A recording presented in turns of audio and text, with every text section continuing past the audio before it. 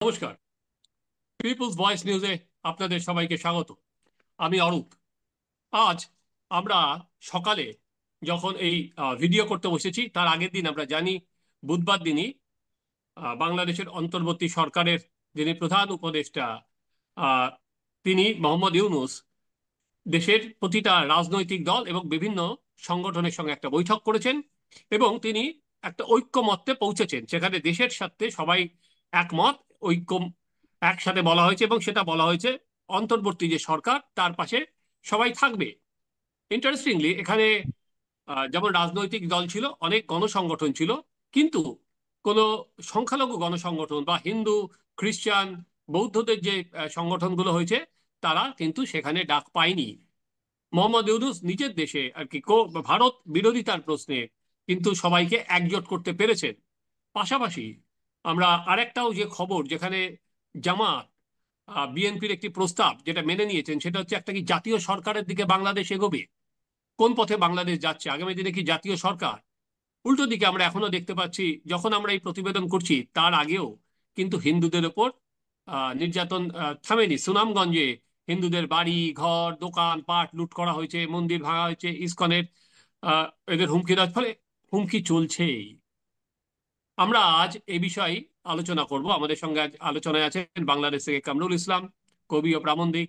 আমাদের সঙ্গে দিল্লি থেকে আছেন অরিজিৎ ঘোষ, প্রাক্তন আইএফএস। এবং আমাদের কলকাতা থেকে আছেন অধ্যাপক ও রাজনৈতিক বিশ্লেষক রাজগোপাল ধর চক্রবর্তী। আপনাদের প্রত্যেককেই স্বাগত। কামরুল দা, এই বৈঠকের পর সবাইকে নিয়ে যে একটা বৈঠক হলো, একটা বার্তা দেওয়া গেল যে আমরা দেখো সব এক আছি একটা মঞ্চে। এবং ইন্টারেস্টিংলি সেখানে কিন্তু বাংলাদেশ কমিউনিস্ট পার্টি ছিল। আপনি কিভাবে দেখছেন এই পুরো বিষয়টাকে? দেখুন, শুভ সকাল। আজকে যারা এই অনুষ্ঠান উপস্থিত হয়েছেন এবং যারা শুনবেন সকলকেই স্বাগত জানাই।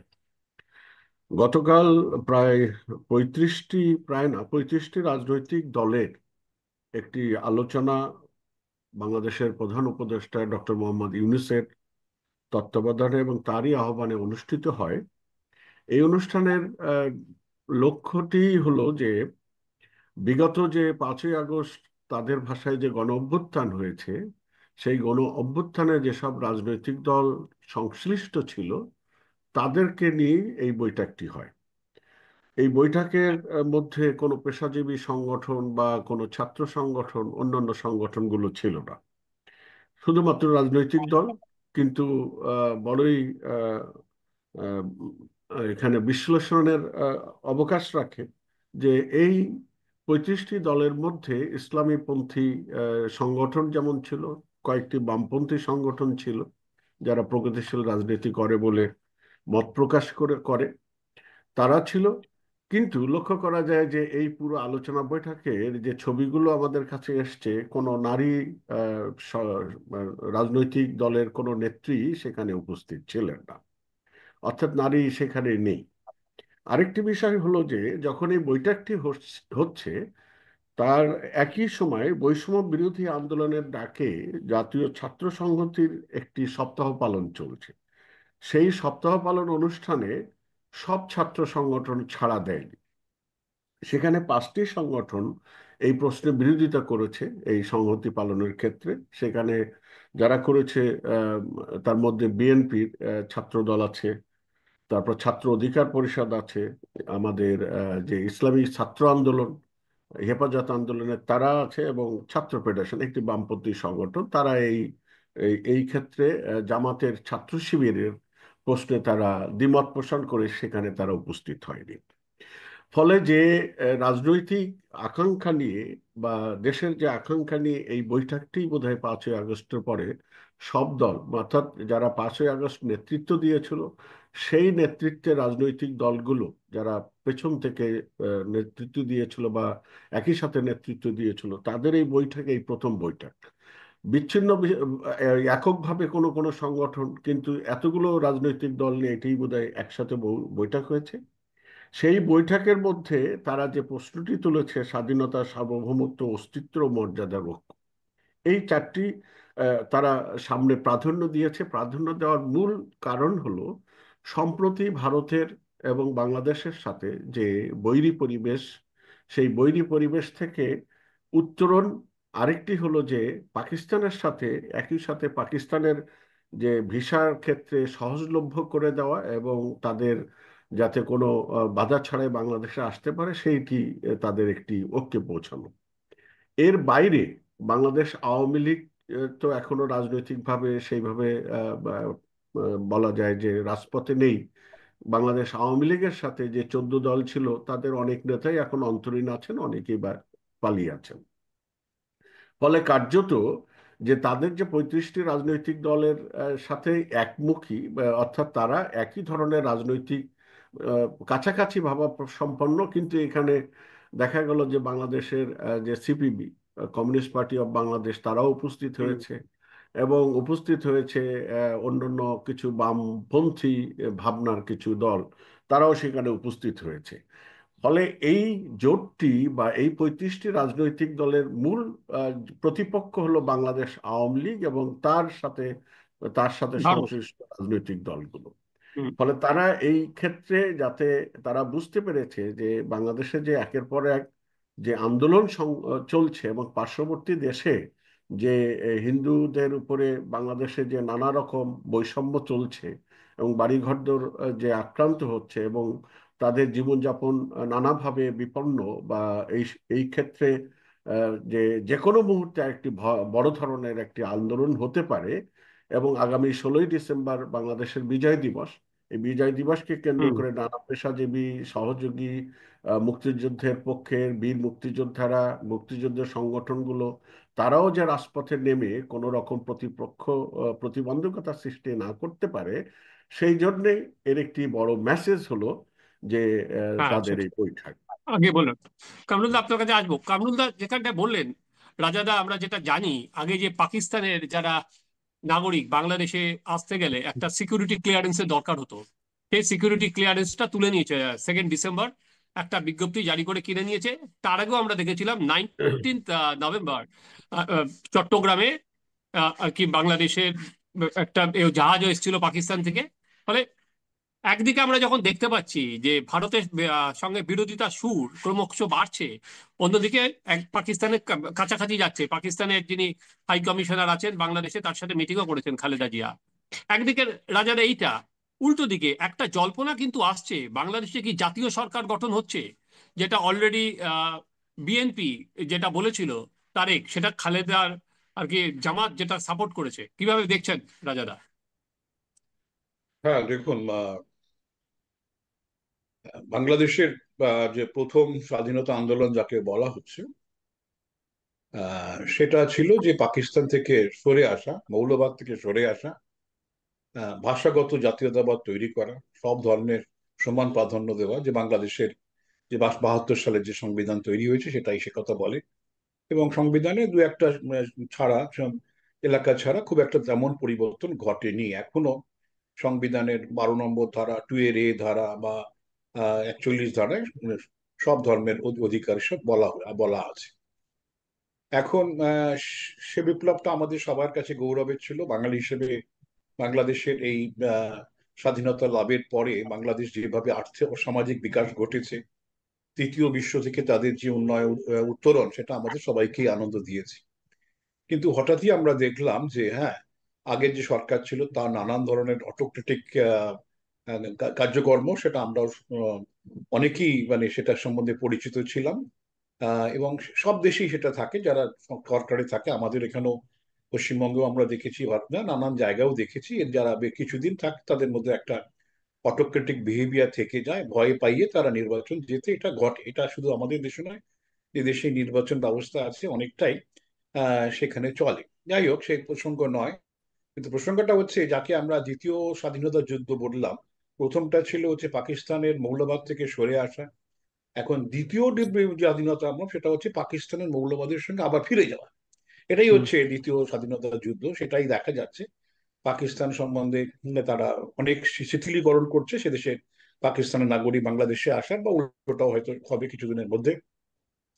পাকিস্তানের জাহাজ আসছে, হ্যাঁ, পাকিস্তানের জাহাজ সেখানে মালপত্র নিয়ে আসছে। হ্যাঁ, এটা পাকিস্তানের সঙ্গে বাংলাদেশের সম্পর্ক ভালো হোক, আমরা তো কখনোই ভারত হিসেবে বা বিশ্ব নাগরিক হিসেবে আমরা যাক, কখনোই আর বলবো না যেন পরেরটা রাজাদা, যেটা আমি বললাম যে জাতীয় সরকারের কি কোনো যেটা হ্যাঁ, খা- দেখুন হ্যাঁ, দেখুন ব্যাপারটা হচ্ছে যে আহ, বাংলাদেশের সংবিধানের 123 নম্বর ধারা অনুযায়ী, কামরুলদা আছেন, আমাকে জানাবেন যে পার্লামেন্ট ডিসলভ হয়ে গেলে 90 দিনের মধ্যে নির্বাচন করতে হয়। নির্বাচন এখনো হয়নি, সুতরাং সংবিধান অনুযায়ী কিছুই ঘটছে না।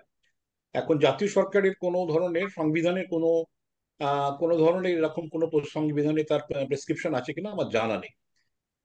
এবং যেটা হবার সম্ভাবনা আছে যে এই সময় আওয়ামী লীগ একেবারে দুর্বল সংগঠন।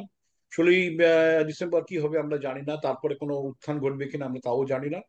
তবে এখনো পর্যন্ত যে আমার যেটা ধারণা যে ইউনিট সরকার চাইবেন যে দ্রুত, যত দ্রুত তিনি সংস্কারের কথা বলছেন, কিন্তু সংস্কার উনি করতে সাহস পাবেন না। দ্রুত নির্বাচন যদি করা যায়, এবং যদি একটা 35টা 36টা এরকম বড় সংখ্যক দল আমাদের সঙ্গে আছে, জাতীয় সহমত রয়েছে বলে সেই একটা গোষ্ঠী তৈরি করে আহ, আবার নির্বাচনে দাঁড়ানো, এবং উপদেষ্টার মন্ডলীর অনেকেই হয়তো সেই নির্বাচনে অংশীদার হবেন। হতে পারে ইউনুস হয়তো সেখানে দাঁড়াতে পারেন, অথবা ইউনুস হয়তো এখন যিনি রাষ্ট্রপতি আছেন তাকে হয়তো সরিয়ে দেওয়া হতে পারে, জানি না, সেটা আগামী দিনই বলবে। কিন্তু লক্ষ্যটা হচ্ছে এই সময় দ্রুত নির্বাচন করিয়ে, এখন কম্পিটিশনে যেতে চাইছে না, যদি কি হয় না হয়। যদি বিএনপির আশা সংগঠন মানে আমরা যেটা দূর থেকে বুঝতে পারছি না, হ্যাঁ, বিএনপির সম্ভাবনা বেশি থাকে। বিএনপি কালকেও এখানে মিটিংয়েও বলেছে তাড়াতাড়ি নির্বাচন করার। এরা হ্যাঁ বিএনপি চাইছে যে তাড়াতাড়ি নির্বাচন করলে যদি ক্ষমতায় আসতে পারে। রাজা, আপনার হ্যাঁ কাছে পরে আসবো।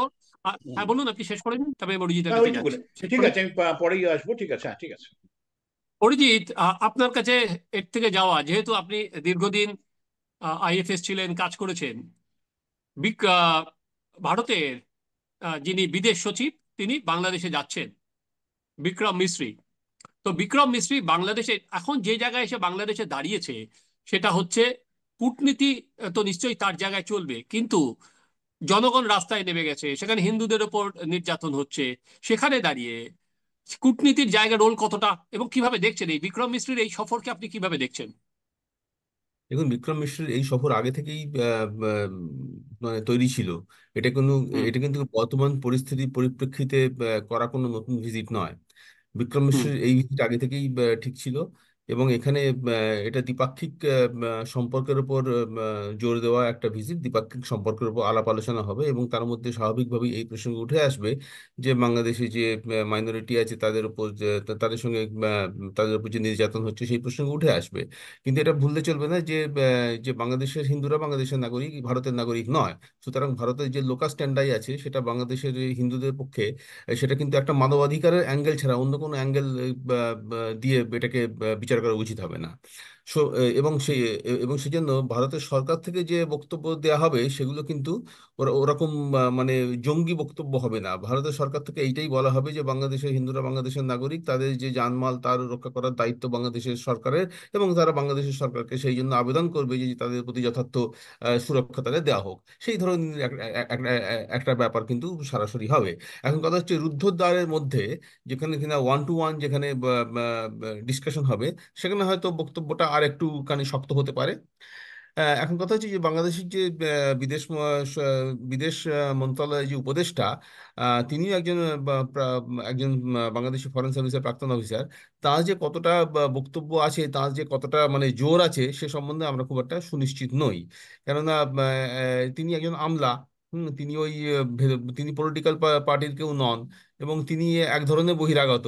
সুতরাং তার কথা অন্তর্বর্তীকালীন সরকারের মধ্যে কতটা জোর পাবে সেটা বলা যাচ্ছে না। কিন্তু বিক্রম মিশ্র তিনি হচ্ছেন কাউন্টার পার্ট।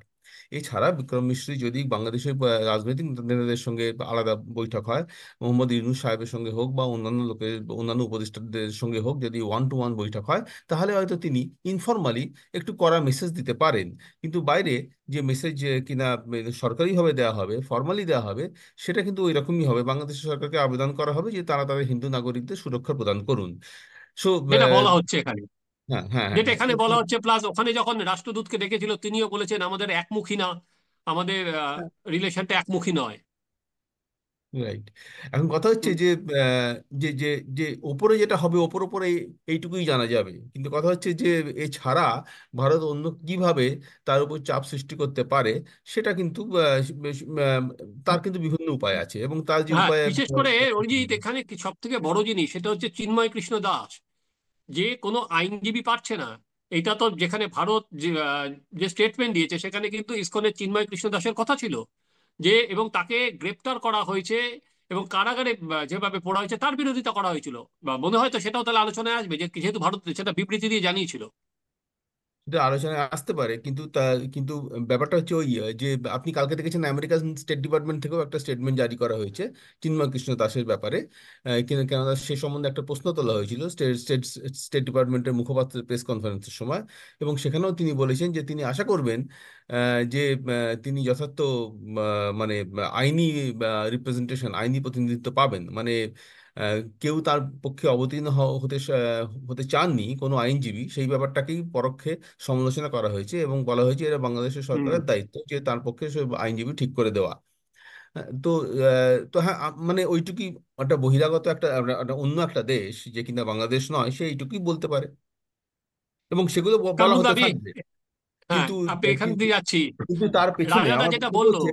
হুম, ঠিক আছে। রাজাদা যেটা বললো যে মৌলবাদীদের উত্থান, একটা ভিডিও সেটা প্রকাশ্যে এসছে, সেটা হচ্ছে গোপালগঞ্জের।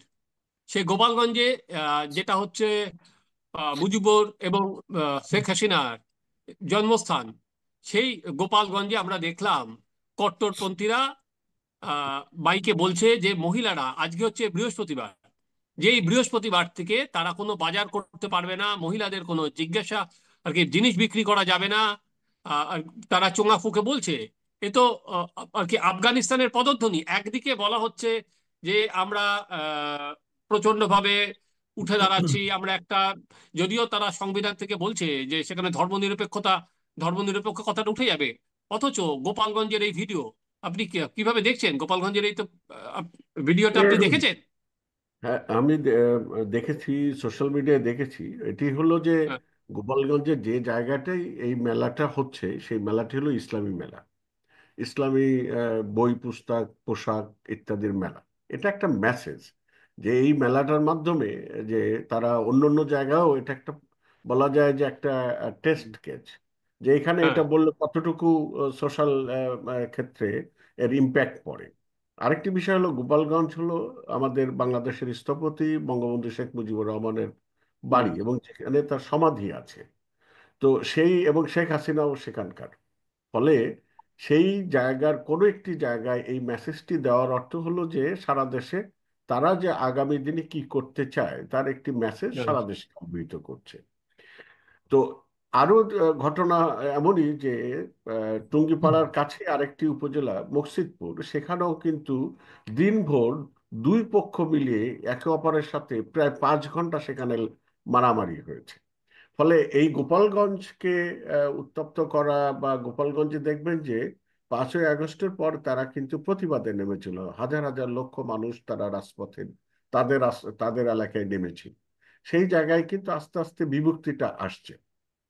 তো এসবগুলো কারণ হচ্ছে যে রাষ্ট্রযন্ত্রে যারা থাকে তাদের তো কিছু আহ, আহ, সেই ক্ষমতা বা আইনি প্রয়োগের বিষয়টি তাদের মধ্যে থাকে। এখানে আমরা ভুলে যাচ্ছি যে, এবং কালকে যে 35টি দলের যে আলোচনা হয়েছে, আমরা একথা জানি যে আজকের যে অন্তর্বর্তীকালীন সরকার, এই অন্তর্বর্তী সরকারের যে কোনো বিষয় আমাদের কিন্তু সংবিধানে নেই।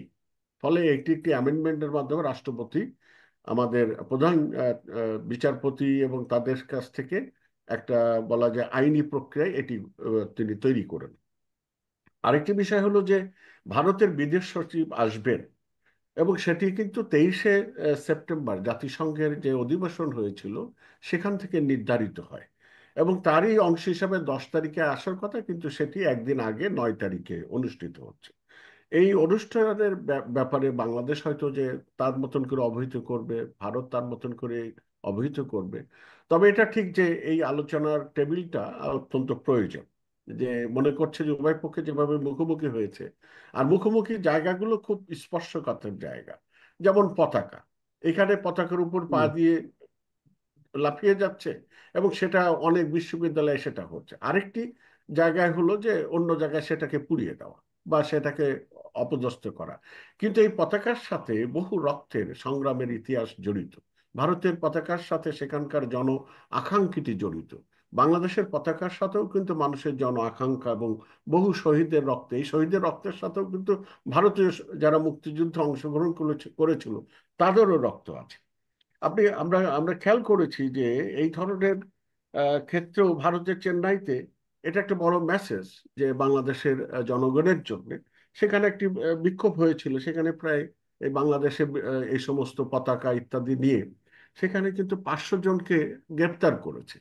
হুম। অর্থাৎ এই মেসেজটি অন্তত বাংলাদেশের সরকারের ক্ষেত্রেও বোঝা উচিত যে বাংলাদেশ এই ক্ষেত্রে কতটুকু বা, অগ্রসর হয়েছে। এখন ভারতের যে পতাকা এখানে লাঞ্ছনা করা হচ্ছে বিভিন্ন জায়গায়, সেক্ষেত্রে সরকারের যে পদক্ষেপ সেটি এখনো দৃশ্যমান হয়নি।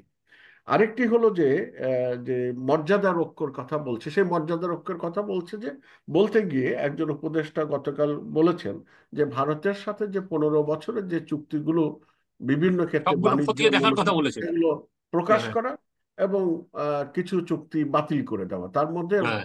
আমাদের যে ইসে এই, আমাদের সুন্দরবনের কাছে যে বিদ্যুৎ কেন্দ্রটি আছে সেটিকে বন্ধ হুম। করে দেওয়া। তো এই ধরনের এই এই এই ধরনের অনেকগুলো বিষয় কিন্তু এসছে, যেটা টার্গেট হলো যে ভারতকে সামনে রেখেই অন্যান্য যে শক্তি, ভারত বিরোধী শক্তিকে একটি প্ল্যাটফর্মে দিয়ে তারা ঐক্যবদ্ধ হওয়া। এই ঐক্যবদ্ধ হওয়ার ক্ষেত্রে আমার মনে হয় যে তারা একেবারে 100 ভাগ সফল হবে এরকম মনে হয় না। কারণ এখনই নির্বাচনের ব্যাপারে কিন্তু বিএনপি তড়িঘড়ি করে আরো সরকারকে চাপ দেবে। কারণ যে নির্বাচনী যে সংস্কার এবং ভোটার তালিকা প্রণয়নের ক্ষেত্রে আমাদের নির্বাচন কমিশন থেকে যে প্রস্তাবনাগুলো এসছে এবং তারা যে একটা ডেড লাইন দিচ্ছে, তাতে কোনোভাবে ইলেকশন 27-এর আগে হওয়া সম্ভব নয়। আর 27-এর আগে যেহেতু সম্ভব নয়, তাহলে বিএনপি এতদিন কি বসে থাকবে? আবার হুম। মৌলবাদীদের সাথে যখন মৌলবাদীদের সাথে জামাত বা এরা যখন কেন এই জাতীয় পলিটিক্যাল যে ঐক্যটা কেন তারা চাচ্ছে, তারা যে বলছে যে পলিটিক্যাল কাউন্সিল গঠন। কারণ নির্বাচন দিলে বিএনপি এককভাবে বা কয়েকজনকে নিয়ে ক্ষমতায় যাবে, বিএনপির একছত্র আধিপত্য থাকবে। কিন্তু পলিটিক্যাল কাউন্সিল যদি গঠন হয়, তখন যে সমস্ত ছোটখাটো দলগুলো যাদের ওইভাবে কোনো ভিত্তি নেই মাস পিপলের কাছে, তারাও ওই পলিটিক্যাল কাউন্সিলের মর্যাদার মধ্যে তারা পড়বে এবং তারাও মনে করে যে পলিটিক্যাল কাউন্সিলের যারা নেতৃস্থানীয় থাকবে তারাও যাতে সেই রকম মর্যাদাবানের ক্ষমতাবান হতে পারে। ফলে তাদের বলুন আমি, হ্যাঁ ছোট বলুন, আমি দল শেষ এবং করে রাজনের কাছে আসছি। ছোট দলদের আকাঙ্ক্ষা যে এই এই কাউন্সিল গঠন করে তারা দীর্ঘায়িত করা। তো আমার মনে হয় না যে এই ধরনের পরিবেশ আগামী দিনে খুব যে ফলপ্রসূ হবে তা না। তবে যে আলোচনাটি শুরু হতে যাচ্ছে বিদেশ সচিবের সাথে, ভারতের যে বিদেশ সচিব আসছেন, এটাকে স্বাগত জানাই আমরা, বাংলাদেশের জনগণও স্বাগত জানাই। আশা করি যে আমরা উভয় পক্ষই একটা শান্তিপূর্ণভাবে জনগণের আকাঙ্ক্ষা মধ্য দিয়ে আমরা অগ্রসর হতে পারবো। রাজাদা, বাংলাদেশে যখন আমরা দেখছি যে ভারত বিরোধিতায় ইউনূস কিন্তু সবাইকে একজোট করতে পেরেছে, যেটা কিছুদিন আগেও দেখা যাচ্ছিল না। বরঞ্চ ইউনূসের বিরুদ্ধে অনেক শর ছিল। কিন্তু এখনো আমরা যদি আমাদের এখানে দেখি, ভারতে দেখি, সেখানে কিন্তু সংসদে দাঁড়িয়ে যে একটা ঐক্যবদ্ধ সুর, সেটা কিন্তু এখনো দেখা যায়নি, তাই না? হ্যাঁ, না দেখুন, ব্যাপারটা তো খুব পরিষ্কার যে বাংলাদেশে যারা রাজনৈতিক শক্তি আছে তারা মনে করছে যে শেখ হাসিনা তার মানে মানে সবাইকে ইক্লিপস করে দিয়েছে, একেবারে সূর্যগ্রহণ লাগিয়ে দিয়েছিল, গেরুন হুম। লাগিয়ে দিয়েছে অল পলিটিক্যাল ফোর্সেস। সুতরাং তাদের অস্তিত্বই ছিল না। এই জায়গায় দাঁড়িয়ে আমাদের সঙ্গে যারা জোটবদ্ধ হয়েছিল, হ্যাঁ, ওয়ার্কার্স পার্টির, তারা তো আমাদের এখানকার বামপন্থীদের সঙ্গে তাদের একটা অ্যাফিলিয়েশন আছে। হুম। আমি একসময় বামপন্থী ছিলাম, আমি ওনাদের ওয়ার্কার্স পার্টির সঙ্গে যোগাযোগ আমার ছিল ভালো। যাই হোক, সেটা পরের প্রশ্ন। আহ, এখন ব্যাপারটা হচ্ছে যে যাদের গেরুন লেগেছিল তারা এখন মানে পুরনো পূর্ণিমার স্বপ্ন দেখছে। ভালো, এটা আমাদের ঠিক আছে। হুম। কিন্তু একবার যদি আপনি তালিবানি চিন্তা ভাবনাকে হুম। যদি উস্কানি দেন, তারপরে কি ফেরত পাবেন আপনার সে স্বাধীনতা, মুক্তমনা আর কি ফিরে আসবে? যেভাবে যেভাবে সংখ্যালঘুদের উপর আক্রমণ হলো শাহীবাগে বা শাহবাগে, যেভাবে আমরা দেখতাম মুক্তমনারা ভিড় করছে, আন্দোলন করছে, পথে নামছে, শিক্ষিত বাঙালি মহিলা, আমার খুব আনন্দ লাগতো শাহবাগে এত বাংলাদেশি মহিলারা এসেছেন। আমার মানে সবসময় মনে হতো এই মহিলারাই যদি এনরোলমেন্ট রেট বাংলাদেশে মেয়েদের আমাদের ভারতের থেকে বেটার, অনেক দেশের থেকে বেটার। আমার কাছে স্বপ্ন লাগতো বোধহয় বাংলাদেশ কোনোদিনই বিপদে যাবে না। কিন্তু যখন সংখ্যালঘুদের উপর আক্রমণ, সেই সময় আমরা দেখলাম। এখন গোপালগঞ্জে যে ধরনের তালিবানি কায়দা শুরু হয়েছে, এটা মনে হয় এটা হয়তো হতে পারে যে সেখানে একটা ইসলামিক কনফারেন্স থেকে সেটা হয়েছে, কিন্তু ওদের মানে লক্ষ্য হচ্ছে একেবারে যেটা কামরুল সাহেব সুন্দর ব্যাখ্যা করলেন, মুজিবের জন্মস্থান বা আমাদের শেখ হাসিনার এলাকা, সেখান থেকে যদি বার্তা ছড়িয়ে দেওয়া যায় এবং দ্রুত ছড়িয়ে পড়বে, আপনি দেখবেন হ্যাঁ, এই তালিবানি কায়দা অত একদম মানে ইয়ের মতন। এবং এটা যদি যদি আপনি যদি নিপট ইন দ্য বার্ড না করতে পারেন, মানে সমূলে যদি এটাকে না করতে পারেন, বেরিয়ে যাবে। সুতরাং যারা ভাবছে যে হ্যাঁ হিন্দুরা বাংলাদেশ থেকে চলে গেলেই বুঝি সে শান্তি, এর প্রতিবাদ করে লাভ নেই। সে প্রতিবাদ আমরা দেখছি না, হিন্দুরা সংগঠিত নয়, তারাও প্রতিবাদ করতে পারছে না। আমরা দেখছি যে যেটা একেবারে ইউনিসেফ স্ট্র্যাটেজি, মহাপ্রভু যিনি আছেন চিন্ময়কে ধরতে পারলেই সমস্যার অনেকটাই আন্দোলন মিটে, অনেকটাই আন্দোলন আর দেখা যাচ্ছে না। এবং সেখানে যে মুক্তমনারাও এগিয়ে আসছে, তাও কিন্তু ঘটছে না। এখন না, এই অনেকেই জায়গায় ভয় দাঁড়িয়ে, আসতে চাইছেন না। না যা ভয় অনেকেই তো থাকবেই, ভয়, ভয়টা হুমকি। তো, ভয় চিরকাল সব দেশেই থাকে, তো ভয় আমি জয় করেই। কালকেই হ্যাঁ। রাজাদা এই প্রসঙ্গে বলছি যে ইউনুসের যিনি প্রেস সচিব, তার একটা ইন্টারভিউ একটি চ্যানেলে শুনছিলাম। তাকে যখন জিজ্ঞাসা করা হলো যে চিন্ময় দাস কেন লয়ার পেলেন না, তখন বলছে আমাদের বললে তো আমরা ব্যবস্থা করতে পারতাম, আমরা তো জানিই না বিষয়টা, উনি যে লয়ার পাননি আমাদের তো কেউ জানায়নি। অথচ তাকে হুমকি দেওয়া হচ্ছে যে কোনো লয়ার হলে তাকে ছাড়া হবে না, এদিকে সেটা নাকি জানেন না, সরকার জানে না সেটা। না, সেই এটা খুব চালাকি। তো আমরা দেখেছি একই ধরনের কথা পশ্চিমবঙ্গে যারা শাসক ছিলেন অতীতে বর্তমানে, তারা এই একই ধরনের কথা বলছে। এটা শাসকের দম্ভ, এটা তো পরিষ্কার বোঝা যাচ্ছে। তো যাই হোক, ভারত সরকারের যে রোল, সেটা আমার যেটা মনে হচ্ছে যে তারা ভেবেছে যে যেটা যে মডেলটা মলদ্বীপে কাজ করেছে, মইজুর যে হুম।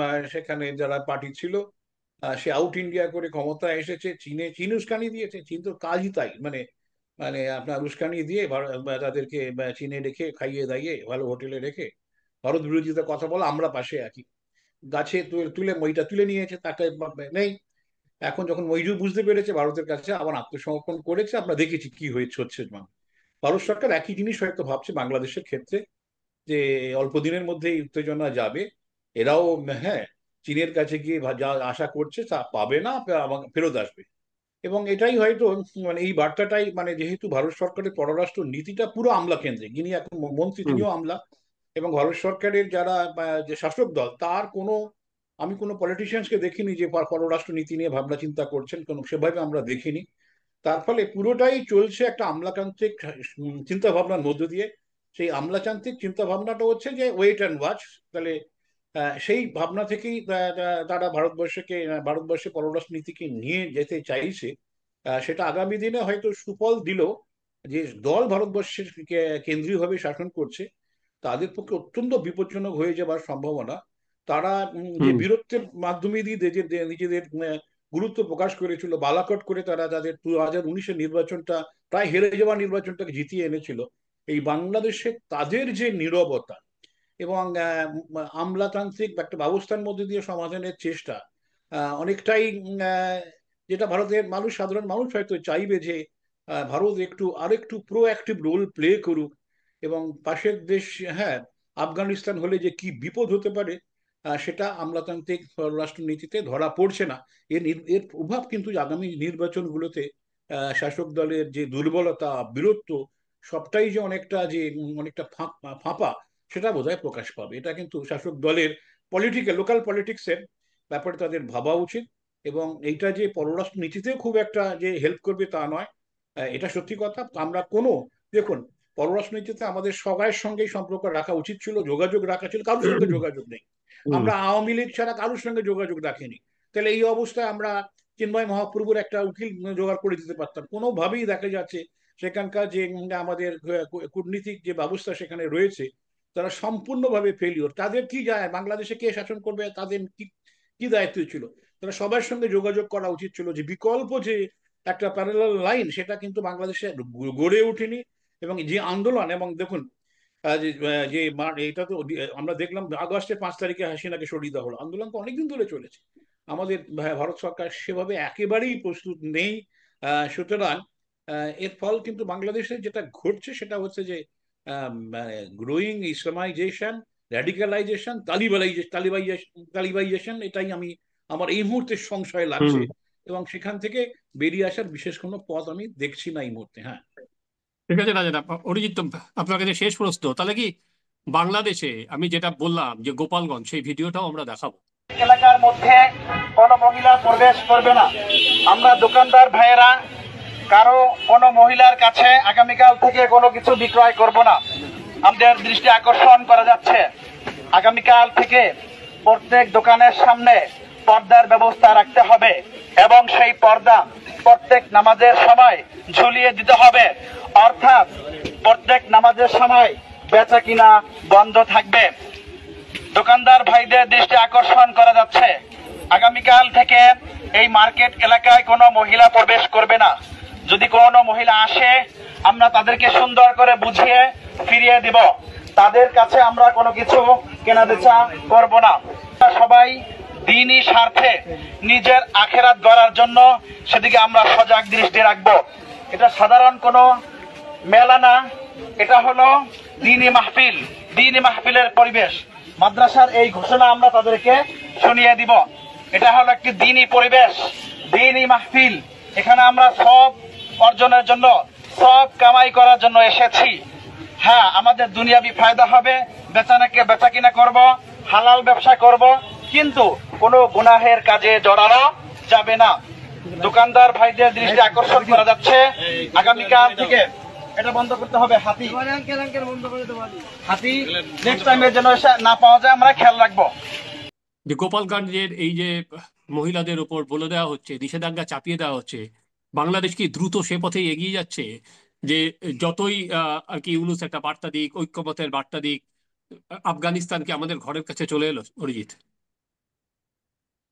দেখুন, বাংলাদেশে একটা মৌলবাদী শক্তি বরাবরই ছিল, এবং কিন্তু তাদের খুব একটা সমর্থন ছিল না।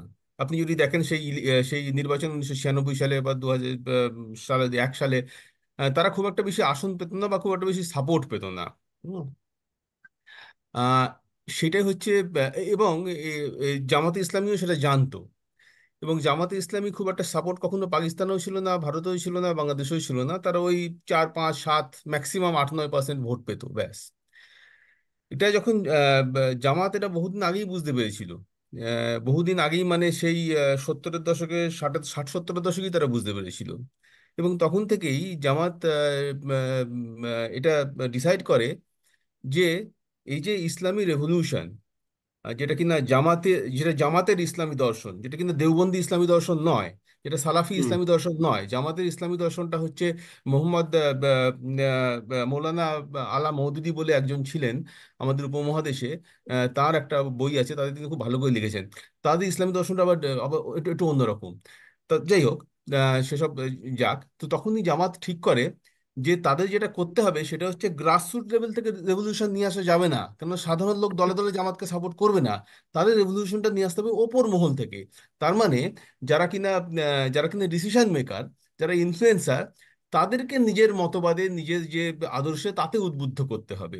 এবং সেই জন্যই আপনি দেখবেন যে পাকিস্তানে, অন্তত বাংলাদেশেও সেরকমই হয়তো হচ্ছে, যে যে যারা কিনা সৈন্যবাহিনীতে আছেন, যারা আইনসভায় আছেন, যারা আমলা, বা যারা পলিটিক্যাল লিডার, তাদের মধ্যে নিজেদের নিজেদের প্রভাবটা হুম। বিস্তার করার একটা চেষ্টা জামাতের মধ্যে থেকে হচ্ছে, ওপর থেকে নিয়ে নিয়ে আসার চেষ্টা। যাই হোক, সুতরাং আমরা গ্রাসরুট লেভেলে যেটা আপনি দেখছেন, সেটা কিন্তু আমার এখনো ধারণা যে সেটা অতটা হুম। অতটা মানে মানে চারদিকে প্রচারিত হচ্ছে না, মানে লোকজন সেটা হয়তো অতটা সমর্থন করছে না। কিন্তু লোকজন যখন দেখবে যে ওপর মহলে তার সাপোর্ট আছে, লোকজন যখন দেখবে যে কিছু কিছু জায়গায় এই ব্যাপারটা, এই আদর্শটা খুব বেশি সাপোর্টেড হচ্ছে, তখন হয়তো তাদের মধ্যেও একটা ওই ধরনের ভাবনা চলে আসতে পারে যে এই ইসলামী দর্শনটাই হচ্ছে আমাদের জাতীয় দর্শন, আমাদের জীবন দর্শন, এর মাধ্যমে আমাদের চলতে হবে। সেই একটা প্রচেষ্টা চলছে বিভিন্ন দিক থেকে। এটা কতটা সফল হয় আমরা জানি না, দেখতে হবে। সত্যি আজকে আর আমাদের একেবারেই সময় নেই। অরিজিৎ যেটা শেষ করলো, কতটা সফল হয়, এটা কতটা সফল হয় বা কতটা এই আর কি এদের যে চেষ্টা সেটাকে রোধ করা যায়, এটা তো নির্ভর করে কার উপর? এটা নির্ভর করবে অন্তর্বর্তী সরকারের উপর, মোহাম্মদ ইউনূস এবং তার যারা উপদেষ্টা আছে তারা কতটা চায় তার উপর। এখনো পর্যন্ত আমরা যেটা দেখেছি, তাদের যা বলা এবং তাদের যা কাজ, তার মধ্যে হেল অ্যান্ড হেভেন ডিফারেন্স। চলুন আমরা লক্ষ্য রাখি, বাংলাদেশ কি খুব দ্রুত আফগানিস্তানের পথে যাচ্ছে, নাকি সেটা কোনো বাদ দেওয়ার চেষ্টা করছেন মোহাম্মদ ইউনূস? আপনারা দেখতে থাকুন আমাদের চ্যানেল সাবস্ক্রাইব করুন, আপনাদের মতামত জানান। আপনাদের প্রত্যেককে অসংখ্য ধন্যবাদ